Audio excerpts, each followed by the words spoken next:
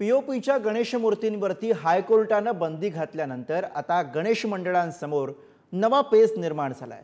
शाडूच्या मातीच्या उंच गणेश मूर्तींसाठी प्रति फूट 1.5 लाख रुपये किंमत निश्चित करण्यात आली आणि त्यामुळे काही गणेश मंडळ जितका खर्च उत्सवावर करत होती तितका खर्च केवळ गणेश मूर्तीवरती करावा लागणार की काय अशी चिंता आता सतावू लागली। बघूयात याविषयीचा रिपोर्ट।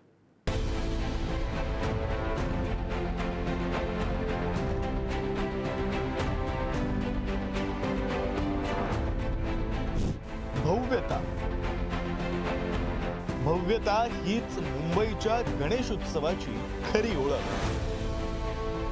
ही भव्यता अनुभवण्यासाठी केवळ मुंबईच नाही तर महाराष्ट्रातून देशातून नव्हे अगदी 7 समुद्रा पलीकडून सुद्धा गणेश भक्त गर्दी करतात। पण याच भव्यतेला यंदा गणेश भक्त मुकणार असं चित्र आहे।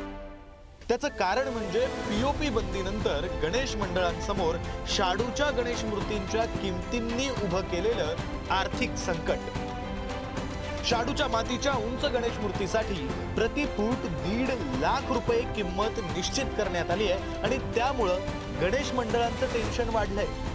पीओपी बंदीमुळे आणि त्यानंतर शाडूच्या गणेश मूर्तींच्या अवाढव्य खर्चामुळे मंडळांचं आर्थिक गणित कसं गडबडलंय समजून घेऊ।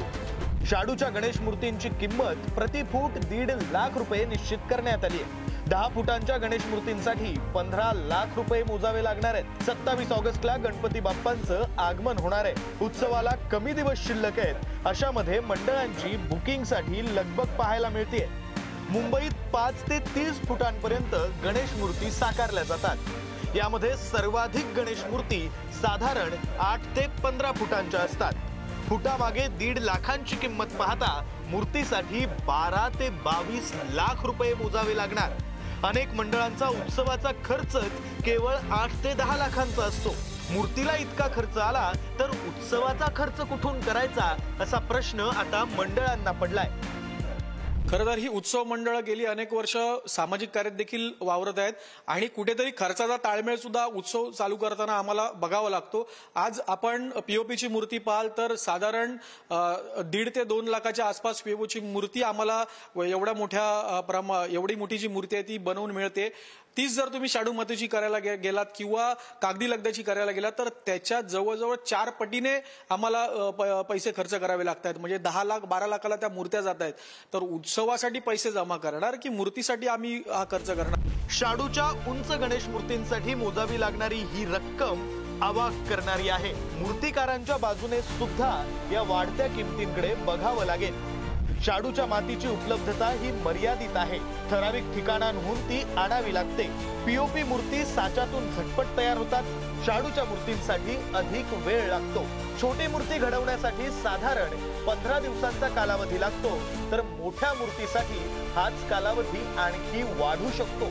शाडूची मूर्ती पीओपी पेक्षा नाजूक असल्यानं नुकसान होण्याची शक्यताही अधिक असते। पीओपी मूर्तिकारांच्या तुलनेमध्ये शाडूच्या मातीतून मूर्ती घडवणाऱ्यांची उपलब्धता सुद्धा कमी आहे। सार्वजनिक मूर्त्या ह्या मातीच्या बनवल्या जाऊ शकत नाही, कारण त्या ज्या उंचीने बनवल्या जातात त्याची जी उंची अर्धी जरी केली 6 फूट तरी त्याचं हँडलिंग त्याचं कॉस्टिंग पीओपीच्या मूर्तीच्या 5 पट ते 6 पट जाते आणि मातीचे कारागीर मुळातच खूप कमी आहेत। तो जो स्किल लेबर लागतो मातीचा तर त्या क्वांटिटीमध्ये नाही बनवलं। भावनिक धोका असा आहे की त्या मूर्तीची विडंबना होऊ शकते। ती एवढी नाजूक असते, नेताना आणताना हार घालताना पूजा करताना एवढी जपावी लागते। त्याच्यातून जर काही झालं तर लोकांची श्रद्धा आणि भावना दुखावली जाऊ शकते। या सगळ्या गोष्टी पाहता मूर्तिकारांचे हात आर्थिक गणितांनी बांधलेले दिसतायत, तर मंडळांकडे केवळ कोर्टातल्या पुढल्या सुनावणीकडे डोळे लावून बसण्याची हतबलता आहे। भाजप आमचं मराठमोळं हिंदुत्व पोचण्याचा प्रयत्न करत आहे। जो काही हा विषय आहे, का नाही मुंबई महानगरपालिकेला त्यांनी सुप्रीम कोर्टमध्ये अपील करायला लावलं? का नाही तुम्ही सगळ्या जे काही मूर्तिकार आहेत किंवा मंडळ आहेत त्यांना बोलवून चर्चा केली? साधारणपणे सण आला की काहीतरी सुरू करायचं। जसं मागच्या वर्षी आपल्याला आठवत असं सण आला तरी देखील आमच्या वरळी आणि परळमध्ये मेट्रोचे गर्डर काही होते, काही ब्रिजेसचं ते स्कॅफोल्डिंग लावलं ते उतरवलं नव्हतं। आम्हाला बैठका घेऊन ते करायला लागलं। मराठमोळी सणालाच भाजप का पुसायला मागे लागले? हा प्रश्न भाजपचे लोकांनी उत्तर द्यावं। नाही, मुळामध्ये पर्यावरणाचा विषय आहे। पर्यावरणाच्या विषयाला धरून राज्याने काय करताय, नुसतं माती फुकट देऊन चालत नाही.